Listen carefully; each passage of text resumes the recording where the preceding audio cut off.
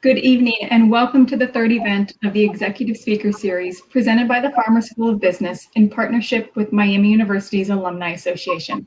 My name is Megan Langhouse and I will be the moderator for this event tonight. Two reminders for all of our viewers and our students this evening. You have the option at any point throughout the presentation to ask a question. Simply click on the Ask a Question button below the video box and you can send your question. They come directly to me. I'll be hosting a live Q&A with Marc toward the end of the event. Second, if you're a student watching as a part of a class assignment or for class credit, we will be collecting student attendance at the end of the event while I'm doing the live Q&A. So watch for a prompt at the bottom. You'll use the Ask a Question button, but instead of asking a question, you'll give me the class and professor that you're here for. With that said, I'd like to turn the event over to Dean of the Farmer School of Business, Jenny Derrick. Well, welcome to the third event in our Executive Speaker Series. I'm delighted that you could join us this evening. As you know, my name is Jenny Derrick and I'm the Dean of the Farmer School. The title of tonight's talk is Brands as a Force for Good for Society and a Force for Growth in Business. And I'm delighted to have Marc Pritchard, Chief Brand Officer of Procter Gamble, with me this evening. I know you've read the short description of the session and you've registered to attend. And with that, you would have read a little bit of detail about Marc. But let me just remind you of Marc's outstanding background and his contribution to both P&G, the marketing profession, and a whole lot more. Marc is responsible for P&G's brand building disciplines worldwide. In this role, he sets the company's multi-billion-dollar media, marketing, and advertising strategies and leads marketing innovations that guide communication and brand building for P&G's portfolio of trusted, high-quality brands. Marc is a P&G veteran, and the briefing notes I was given said about 3 decades, but if I'm doing my math right, it's coming up 4. So you joined in 1982. So welcome, Marc. We're thrilled to have you here. I'm thrilled to be here, Jenny. Thank you. That's our pleasure. Tonight's event will begin with a 6-minute commercial reel to provide you with an important backdrop to this event by illustrating just how P&G view their brands, not only as a portfolio of superior performing products, but also as opportunities to be a force for good and to drive societal change. Marc and I will then launch into a conversation, after which we'll take questions from the audience. We've got a large audience tonight, but we will be sure to leave plenty of time for questions. So please roll the tape. Thank you. This is not new. This has happened before.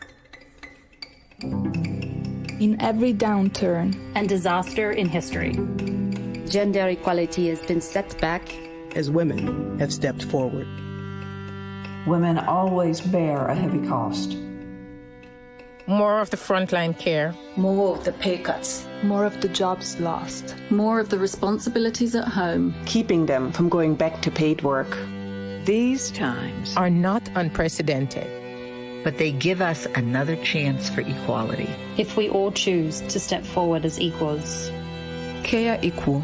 Hire equal. Pay equal. Model equal. Do equal. Choose equal. At home. At work. Right now. For an equal future.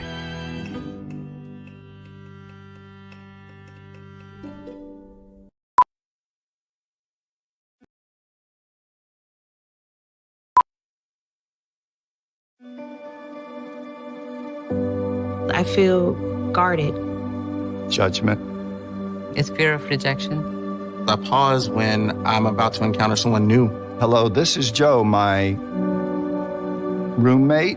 Airport security, going through customs. With my coworkers, clients. I feel like I have to not touch her, like in the grocery store. It's nonstop. It changes how I navigate the world sometimes, but I can't change who I am. It makes me feel resentful. They miss out on me at the end of the day. That's the worst part. I would love to have that moment where I don't have to pause. This is Joe. This is my partner of 37 years. Flight. Openness. Maybe we could just be ourselves. I could just show up as my true self without having to explain who I am.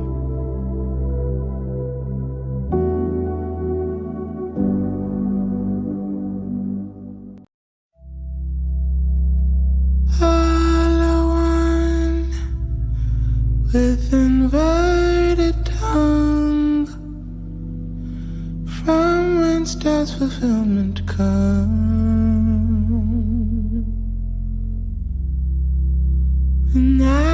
expelled from this mortal shell. We're at die for living up.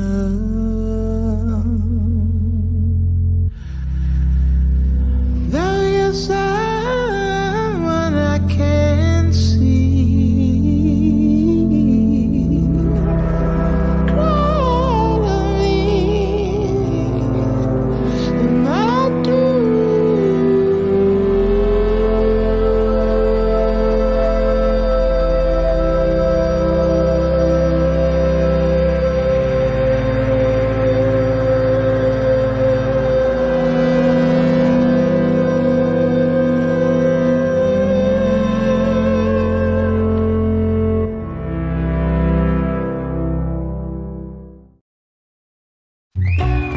With so much time spent at home, things are getting messy, and the work is piling up for some of us.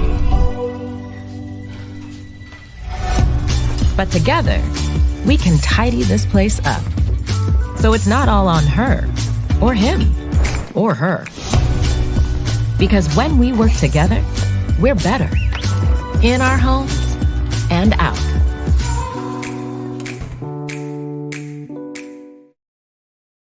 We do it every night. Every night. I live alone, but I still do it every night. Right after dinner. Definitely after meatloaf. Like clockwork. Do it. Run your dishwasher every night with Cascade Platinum. A load with as few as 8 dishes is all it takes to save water. An Energy Star certified dishwasher uses less than 4 gallons per cycle, while a running sink uses that every 2 minutes. So do it. Run your dishwasher every night with Cascade Platinum, the surprising way to save water.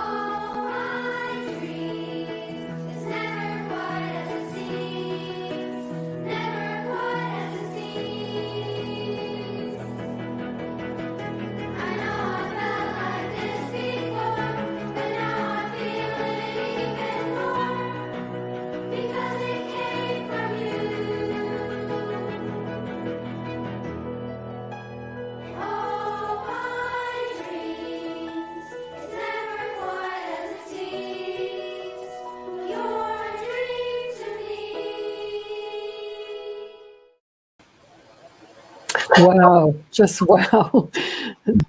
I have to pause for a minute. What a beautiful set of ads. And we'll talk about a lot of the content and unpack them in just a minute. So let me go back to you first, Marc, and your career.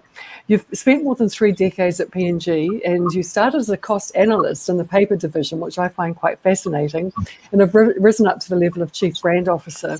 So what drew you to a career in consumer packaged goods? And was this something you aspired to at a young age? Sure. Well, once again, Jenny, thank you for having me here. I love Miami. I love the Farmer School of Business. My daughter actually went to Miami. She was Caroline Pritchard. She was on the field hockey team with Jaco Puzo and his amazing team of athletes. So in any case, so I'm really happy to be here. And I went to Indiana University, and sorry about that, and got a degree in finance, and which is why I ended up getting my first job as a cost analyst. But I actually did not think I would be in business when I started. I remember quite well when my father asked me, "What do you want to major in?" And I said, "I think journalism. I love to write. I love to create." And he said, "No, I'm not so sure about that." He was actually in business. He worked for Miles Laboratories, which has since been bought by Bayer. They had Alka-Seltzer and other types of products. So I ended up in business, and it started off as you mentioned as a cost analyst which is in finance.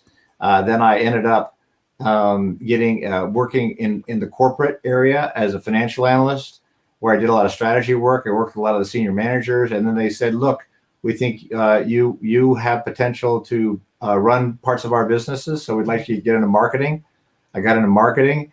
From there, I ended up becoming a general manager and in multiple businesses, first skincare, then cosmetics, then I became a president, and then I became the chief marketing officer, and which now I changed the name to chief brand officer because we're a company of brands.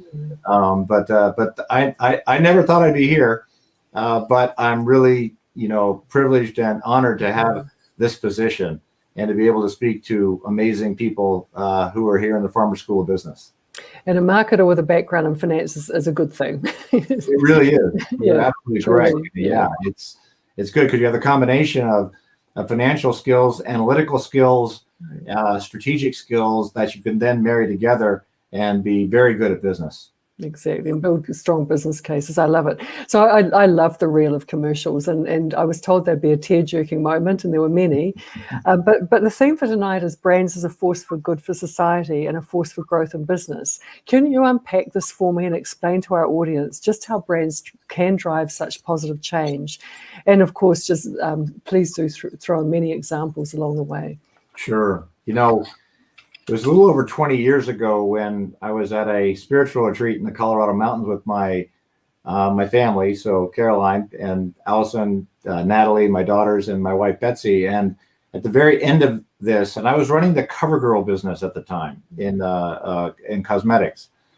And at the very end of this retreat, he came to me, and the leader came to me and said, I hope you know the good you can do, because you're in business, and business will someday be the greatest force for good in the future. If you choose to do so, you can do a lot of good. And it was this really kind of blinding moment of clarity for me when I thought, wow, that's kind of, maybe that's really my destiny going forward. I was running CoverGirl. We had just created the Easy Breezy Beautiful CoverGirl campaign, and but the advertising campaign, but the spokespeople were too young, too thin, and too white. They did not represent a standard of beauty that was accurate. And what we decided to do is actually more stereotypical and objectified.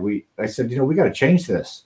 So we ended up changing to have a different standard of beauty, really a realistic and accurate standard of beauty. We brought in people like Queen Latifah, Ellen DeGeneres, Drew Barrymore, at the time, and over time we brought in Pink, Janelle Monáe, just a number of different amazing people. But I tell that story because what that did is it showed me the power of advertising, the power of brands. And so when I got into this role, what we realized is that with advertising, which affects so many people and the perceptions that they have, that we can really make a difference with how we use our voice in advertising, through accurate portrayal or through what you saw earlier, which is taking a stand. And what that means is businesses can be a force for good in that you can promote equality and inclusion. You can promote environmental sustainability and community impact.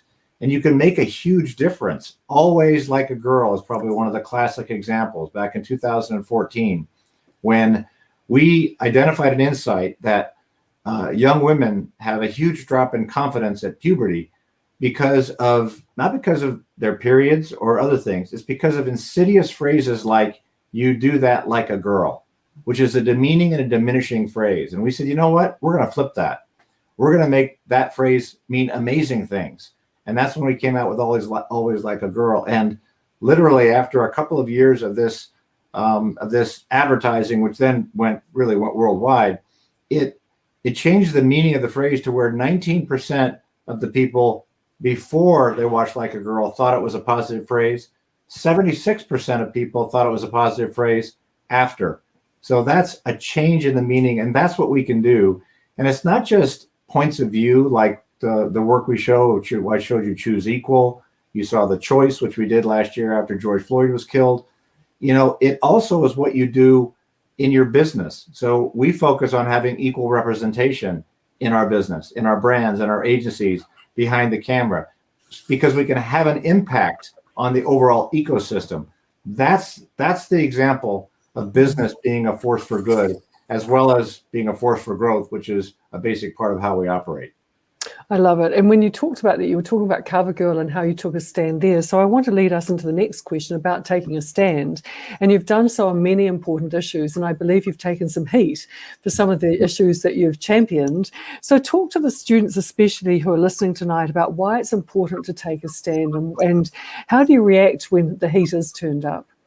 Yeah, you know, when it comes to advertising, for example, as I mentioned, job one is to accurately portray people, regardless of gender, race, ethnicity, sexual orientation, gender identity, ability, religion, spirituality, age, whatever the case may be, because an accurate portrayal will eliminate bias, because then people will see people for who they are and they'll see each other for who they are. That's just step one. It's very foundational. But beyond that, we do take a stand, like we did with Like a Girl. And you take a stand because you can use your voice to bring light to a particular topic or subject that needs to be discussed. So for example, on our My Black is Beautiful brand, which is a brand that's been around for about 15 years, on its 10th anniversary, we decided to shine the light on the talk that Black parents have with their children. And what we found remarkable about this is that this talk has been had throughout decades. It's that talk where Black parents prepare their children for the inevitable bias and racism that they will face, whether and sometimes danger. And so this talk, the commercial, the talk, then sparked conversation, and we intended to spark conversation to talk about bias. Now, we got heat for that. We got significant heat. In fact, I can remember the day when suddenly our chief communications officer came to me and said, "Marc, we've got DEFCON 4 right now because we are getting hate mail and all sorts of attacks." There was a lot of accusation that what we had done is that we were attacking police, which is not the case at all. We were just shining the light on the fact that Black men and women get stopped by the police sometimes, and that actually puts them in danger. So what we did is we looked at it and we said, you know what? We're not going to stop. We're going to double down. So we actually doubled down on our public relations front. We actually went out and started talking about it even more. I did several interviews with all the way through like CBS even, just to kind of get the point of view out there. We joined forces with ABC and Blackish, and they did an entire episode on the talk. So, my advice to the students out there is, when you take a stand and you know it's the right stand, you stick with it, even if you get heat. And the other one, and then it was Gillette, We Believe, which was essentially about being a role model of being a good man for the younger generation. And the issue is that there were people who said that we were attacking masculinity and we were attacking men. What was fascinating about this is that we got all this hate mail and all these YouTube comments, and Piers Morgan over in the UK attacked it. They said the funny thing was it brought more attention to that ad than anything, and which was good because, again, we said, do we stop? No, we don't. We double down and we keep going and we keep getting our point of view out here because this is a good point of view. And so my advice, stick with your guns. Keep going, even if the heat's on. If you're doing the right thing, it'll all work out, and it's all worked out. I want to switch gears to COVID, and we're feeling optimistic about our future at this point with the vaccine rolled out and so forth. But it's certainly COVID, without question, has disrupted many businesses, ours included, and I'm sure it has yours. So I'd love you to talk us through what you did to try and set P&G up for success, and throw into that too what worked for you, what surprises came up during the time too. Yeah, what's interesting about it, COVID was almost a year ago. I guess last Friday, which was when, we did the shutdown. I just come back from New York. We were just getting ready to do this big event. We had to cancel it. And then we said, everybody's got to go home and work from home for a year. And actually, we didn't say a year. We didn't know how long it was going to be. In fact, I thought I was going to go back to work later that week. Didn't happen. How we coped with it is we set immediate priorities. Number one was keep our employees safe and healthy. Job one. And then by extension, their families. So that was the first thing, because we have 95,000 employees, and we needed to make sure we kept them safe. And particularly the frontline workers, who are the manufacturing and distribution workers, who we needed to make sure they were safe, because they needed to supply product. I mean, our product, which I'm sure everyone's familiar with, like Pampers and Tide and Always and Gillette and Venus and Crest and Oral-B and Charmin and Bounty and these other products that everybody uses every day. People needed them. In fact, they stocked up on products. So we had to really run very, very fast and hard in order to be able to get the products out there. So that was the second thing, supply our products. And the third thing is, we said, and we made a priority to help the community. And a lot of that was about donating products. In fact, we donated more than $100 million worth of products and cash to people who needed our products. We didn't publicize it at all. We just said, look, this is about action, not headlines. And we helped people in the community so they could have their products. And then what we did is we then focused our advertising on how to use our products in a more effective way, because people need cleaning, health, and hygiene products now more than ever. So that's how we go. And we have just been running hard for the last year, doing that around the world and making sure we keep our employees safe, get our products out there, help communities in need, supply, donate protective equipment, and just really be a force for good during this very trying time. I want to switch gears and talk a little bit about the consumer. So when you build brands, how do you determine what consumers will resonate with the most, or what consumers will find the most engaging? Yeah, the best way to find things that will resonate with consumers is spending time to ensure that we understand what their needs are, what jobs they need to get done, and problems they need to solve, and then create an insight or identify an insight that we can then communicate something. So you saw two ads here. I can give you an example of that one. One ad was for our dish care business and our Swiffer business. So Dawn and Swiffer, which is and Febreze, which is come clean and close the chore gap. So what that is an insight today in when so many people are at home. There's a lot of chores that need to get done, and so the insight was 65% of the chores are done by one person, and they tend to be the woman in the household. And we said, that's not equal. So that's a gap. So let's go ahead and really communicate that these are products that everyone can use and should use. And you can do it equally. So it's, come clean and close the chore gap. So that's one example. And, that has dramatically resonated with consumers in that, we then tested that ad, but then put it on the air, and business has grown in double digits. The other one, which you saw, was Do It Every Night, which is kind of funny. It's about this insight that especially people are doing a lot more dishes now than they did before.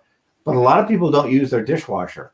And a lot of reason why they don't use their dishwasher is because, one, they think that they have to rinse the dishes before they put it in the dishwasher. Two, they think a dishwasher uses more water than washing by hand. It's actually just the opposite. A dishwasher uses 4 gallons of water per cycle to clean the dishes. Versus the faucet, when you're running the faucet, it actually pours out 4 gallons of water every 2 minutes. So you can use less water by using the dishwasher. So hence the idea, do it every night. We put that on, lights out results. The results were grow like 30% on that business. So, it's consumer understanding, consumer insight. What's the job to be done? Bring it to life in a clever way, and that's how it works. Oh, that's great. So staying with user experience, it's certainly an area that has constantly evolved, and we increasingly hear the use of things like gamification to deepen consumer engagement. Can you share some examples of how consumer engagement has and is changing in your industry?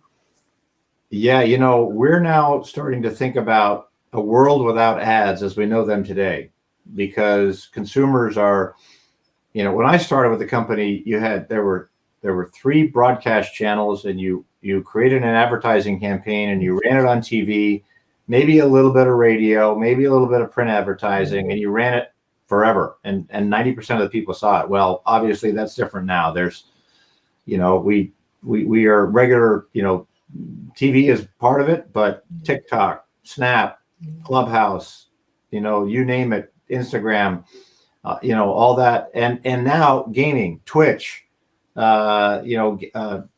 got ads on Animal Crossing, not ads on Animal Crossing. We embed our brands into games. Gillette is a big one that does that. Venus does that. But also we're starting to look at virtual technology. And for the Consumer Electronics Show, and maybe you can run this if you get a chance, I want to show this avatar experience that we did for the Consumer Electronics Show. And if I don't know if everybody can see the video. Yeah. Emily, can you roll the live web video, please? Yeah.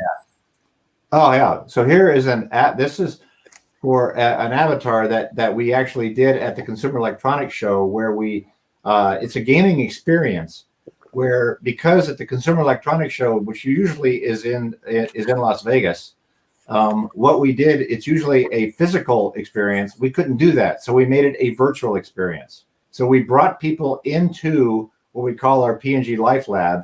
And then you could turn yourself into here. This is me, actually, my avatar. I'm a little irritated by the gray hair, but that's okay. But anyway, what we did is we brought people in and gave them virtual tours so they could go experience all of the new products that we came up with. So that first one you saw was called EC30. It's a product that is made entirely without water. And it's for, we have one for laundry detergent, for cleaning your hair, for cleaning your face. You can actually clean your toilet. We have these products. And so we toured people and showed them how this product worked. And then you also saw where I was running into a virtual experience called the 50-liter home, which is a experience where we've created innovations to show people how they can use only 50 liters of water a day to live on versus the average, which most people use 500 liters a day. So it's a breakthrough way. And I give you that example because it's a new way of experiencing our brands and our products. Very, very innovative. And I think we're just scratching the surface because 5G technology is coming. And I think virtual reality and augmented reality and mixed reality will become the new brand building. You touched on innovation. I'm going to jump down to some questions on innovation. I've always held P&G in really high regard for how innovative you are with product, process, and so forth. So what are some of the characteristics inside P&G that foster a culture of innovation? The first and most important is really an obsession with the people we serve. One of our CEOs once coined the phrase, the consumer is boss. He wasn't the boss. I'm not the boss. The consumer is the boss. In other words, the people that we serve. So it's a constant focus on understanding what they want and what they need and what we call, what are the jobs to be done. And then what we do is we identify the jobs to be done, the problems to be solved, and then we create innovations to enable us to be able to serve them in a way that is better than any other solution they could possibly find. And and we have a new approach that we use. We've used probably the last 5 years. We studied Silicon Valley and we studied the startup world. And what we decided to do is to create our own startups within our own company. So we actually have 180 startup projects and programs where people are creating entirely new products. And that spirit has then created a much more innovative and entrepreneurial spirit inside of our company. So we can take all the knowledge we have from, centuries of knowledge and then apply it to startup innovation capability. And then we can create great products like this one too. I wanted to show you this one. So if you don't have it, this is Oral-B IO. This is a tech-enabled product that's done through our innovation. It's a whisper quiet, barely hear it when it runs. It's so quiet, but it's got a disk drive that actually goes all the way to the end of the bristles. So the bristles vibrate, and it's a circular, oscillating, rotating head. So it's really as good a clean as you can get from a dentist. So while can't go to the dentist right now during COVID, you can use this Oral-B IO. Check it out. It's also got a whole bunch of ways that it actually tells you how good you're doing. It has you can hook it up to your phone as well. But it's the kind of innovation that literally, when I first tried this product, I will never go back to using a manual toothbrush. Never. That's the kind of innovation that we try to create. It's so good that you never want to go back to what you were using before. And I love it. In your answer, you were talking about the startup experience, and that so employees can work in a startup environment. You've got 108 of them. Is this a choice people make, or are they identified as being a good fit for that environment? Tell me more about that. Yeah, when you come in, you can, if that's something that you're interested in doing, is just let us know that's the kind of work that you want to do, because these are entrepreneurs that are coming in and doing this work. The other thing you can do is you can work on the beauty of P&G is that it's got such a range of brands. We've got big brands, we've got small brands, we've got startup brands. And you can get experience in any one of them. Plus, you can also work in one of the markets. You can be a media expert. You can be a performance marketing expert. You can run our direct to consumer businesses. So it's just a whole range of career opportunities that you can have. And it's it's a lot of fun. I mean, I've had 25 jobs in my career. So you will always be busy when you're at P&G.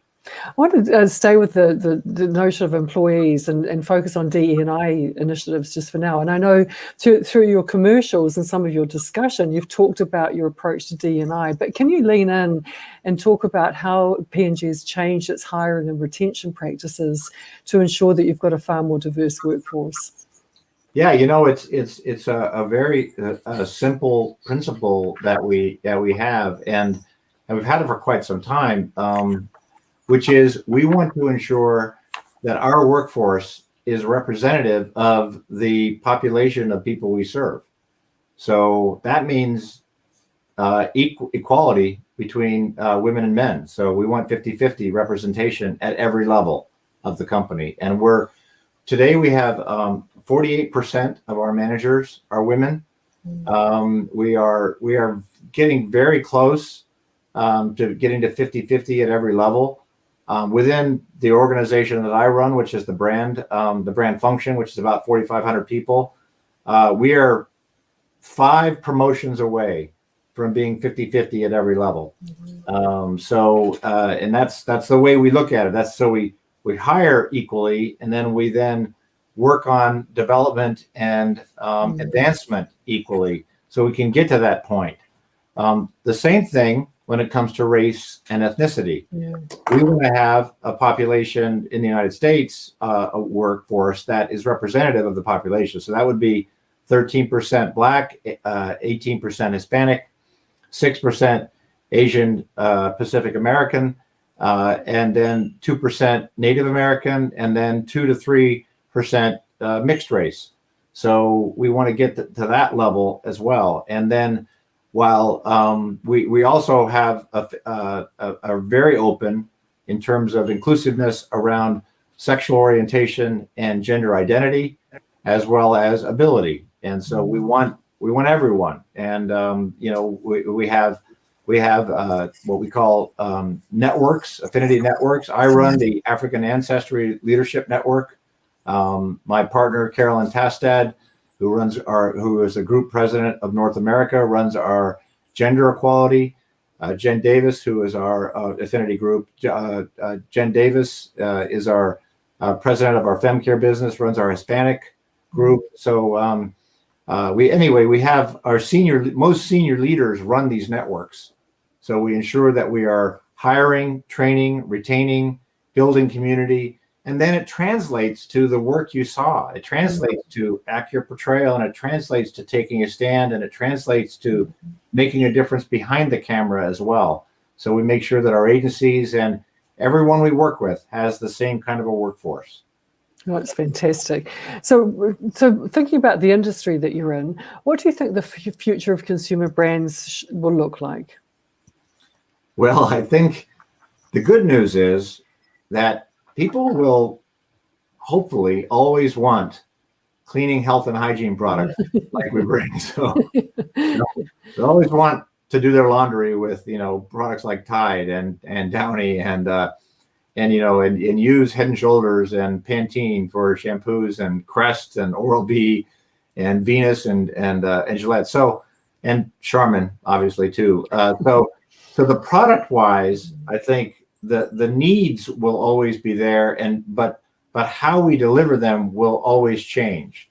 And I see one of the major changes that will occur is going to be the integration of technology, really smart technology, smart products into our products. I mean, this Oral-B IO that I showed you, is one of those early products that has been embedded a lot of smart technology. So it literally actually has position detection that can understand how you brush and then can play back the degree to which you're doing a good job.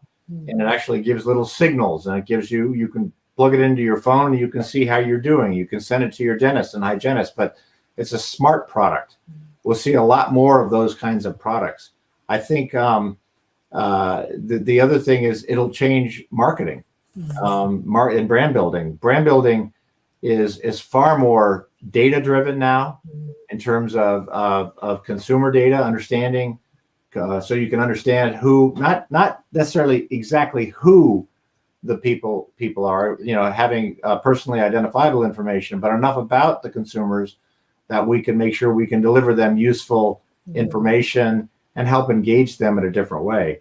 I think advertising will completely change. It'll be more immersive.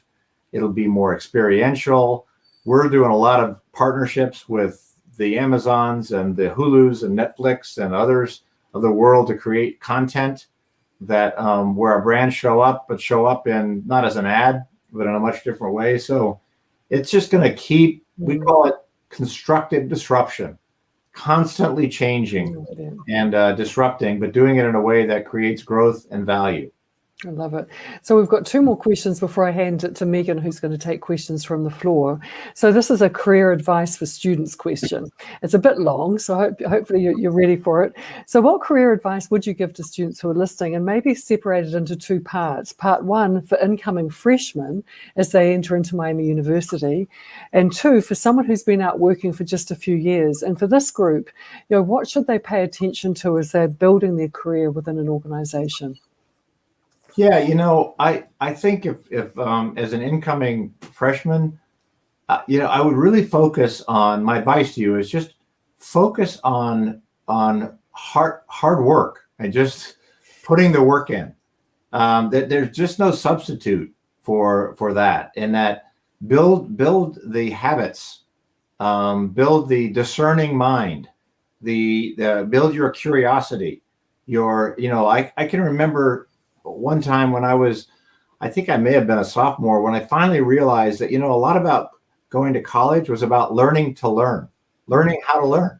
And because your mind, it's really, you're building the skills to be able to make connections that may be non-obvious connections. And that will bode well for you, because as you gain that knowledge and you learn how to learn, you learn how to analyze, you learn how to come up with ideas and make things happen, then that creates over time experience. You get that experience, and that creates innovation. What innovation is a connection of non-obvious things to create something completely new. And so that's what I'd really focus on, and distinguish yourself as being someone who puts the work in and does what it takes to be able to get the job done. And by the way, because you're all smart, when you put the work in, you will get good grades. You will get, and you will then, those good grades will then enable you to have opportunities. It opens doors for you when you do well. So that's my advice for the incoming freshmen. For the early in the workforce, actually very similar.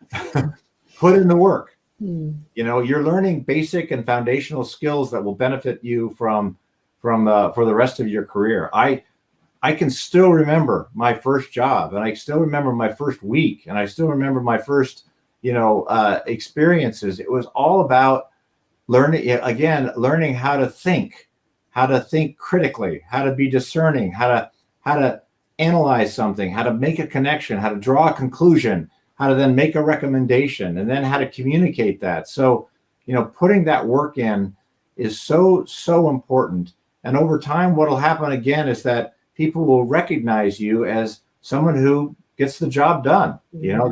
Then you become the go-to person because they know that, I know that Jenny's going to get the job done, so I'm always going to call on her. I want her on my team when we go forward. And you'd be surprised at how much just the basic focus on getting things done and making things happen will make a difference. It's simple advice, but powerful advice. So my last question before I give the microphone to Megan is about work-life balance. So what does work-life balance mean to you, and how do you strike some kind of balance? Well, the reality is, I'm not sure I could call it balance, because I really a term that was coined long ago, I didn't make it up, was work-life integration. Is that integrating work and life, and finding the way to ensure that you can integrate it in such a way that you can, get the job done, make a good living, and achieve the things that you want to achieve, and do good, and accomplish things, but while also enjoying your life and having fun, and spending time with your family and with your friends and those things. One of the things that I love, actually, I have to say, what I love about the COVID pandemic, if there can be something to love, is the fact that I've been working from home. And so now I've had to balance that, because there was a time when and again, somebody said this, is that it wasn't working from home, it was living at work. That's not a good thing. You've got to create boundaries. And so what I've found it need to do, and what I would advise again, everybody, is create boundaries. Ariana Huffington is a partner of ours of Thrive. It'd be good. She's got these micro steps. One of these micro steps is define a time of day when your day is done every day. So, and then when you do that, stop, don't do any more. And then when you go to bed, take your phone and put it someplace else. In fact, she even created a bed for the phone, a little, tuck your phone into bed, make it go to sleep. Don't sleep next to your phone. So these little things that allow you to be able to disconnect, because your brain needs the ability to disconnect. The other thing is I play basketball at least twice a week. And right now I'm doing it socially distanced with a mask, 3-on-3. So, I can be safe, and I've already been vaccinated. So, or at least one shot. So I'm there, but that is a great respite for just, A, it's exercise, and B, it's stress relief, and C, it's camaraderie. It's a disconnection, and when you focus on sports, you can get out and forget about everything else. And that's the advice I give to everybody. Give yourself that ability to be able to disconnect and cleanse your mind, so you'll be a lot better off for it. That's such good advice. So I'm going to turn the microphone to Megan, who's going to take us through some questions from the floor. Thank you. Great. All right. Thank you, Jenny. This first one goes back to advice for students. It says, at CES this year, you predicted that all advertising will become some form of programmatic. What can we do as students before we graduate to better prepare ourselves to operate in this programmatic, data-driven, and automated world of marketing? Yeah, there's no question that what's going to happen in the world of marketing is that it will become automated at some point, completely automated, and that will be, and programmatic is a a form of that where it is an automated system whereby you identify an audience, but that audience is driven by, you get either device IDs or person identifiable information, and you consolidate those into an audience driven by algorithms. So you can then go reach that audience through a demand side platform. So it automatically goes out to all the different possible permutations, all the different places you could place an ad, and decides and does some automatic bids to figure out what's the best price for the audience you're trying to reach. You need to understand that. And so my advice to you to understand that is get enough of an understanding of analytics, of data science, and of systems. You don't necessarily have to know how to do an algorithm, but you need to know how an algorithm works, and you need to know how systems work. And so my advice to you is get that level of experience. Understand data. How do you aggregate data? How do you deal with data and turn it into algorithms that they can turn into then things like audiences? And then how do you use that in order to be able to build your brand? So many people now, if I were back in your shoes, I would be taking more computer science courses. I'd definitely be taking performance marketing classes if I possibly could, and I'd like and try to get some experience if you possibly can on working on one of those businesses. And it doesn't have to necessarily be a startup. It can be an existing business. So many of our brands, in fact, it's not all startups. Almost all of our brands now are doing some form of performance marketing, which is very direct to consumer.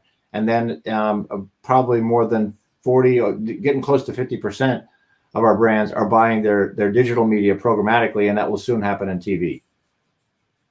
Okay, thank you. The next question is, what plans are advertisers like P&G considering to encourage social media platforms to take responsibility for the content that they carry? Thank you for asking that question, because I am very, very passionate about that question, and have called out to the industry and to the platforms that they need to take responsibility for their content. In fact, what I've called for before is what we call a responsible supply chain, responsible media supply chain. So what that means is that platforms need to ensure that they, one, know what is on their platform. So they need to use their vast technology capabilities to understand if there is content on there that is harmful or hateful. We have given them standards, and basically the standards that we use on television are the same standards that we expect from the platforms. And we've asked them to create their capabilities so that whenever they see that kind of content that violates that standards, they either get it off, or they isolate it, or they ensure at minimum that advertising is never used and next to that bad content. And the reason why I say that is why that's important is because advertising is it is why people are able to watch content for free, because advertising is the monetary fund that funds free broadcasting, for example, that funds the free internet, that funds much of the content you see. So our expectation is that, look, you may have some bad content on your platform, but if you can't get it off, then make sure that you isolate it and make sure ads never show up next to that, because we do not want to fund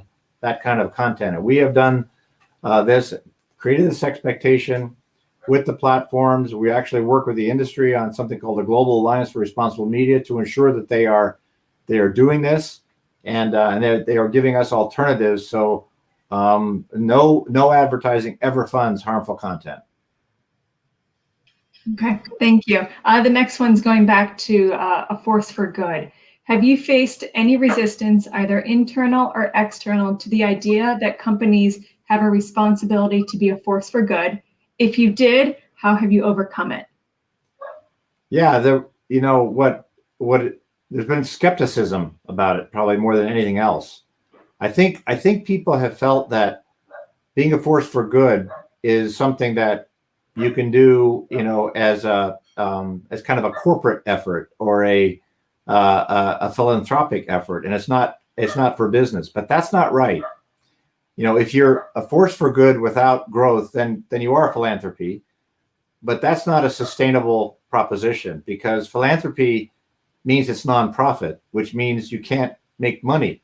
So you don't have the ability then to turn around and do good. So the way we've overcome this skepticism is say you need to be a force for good and a force for growth.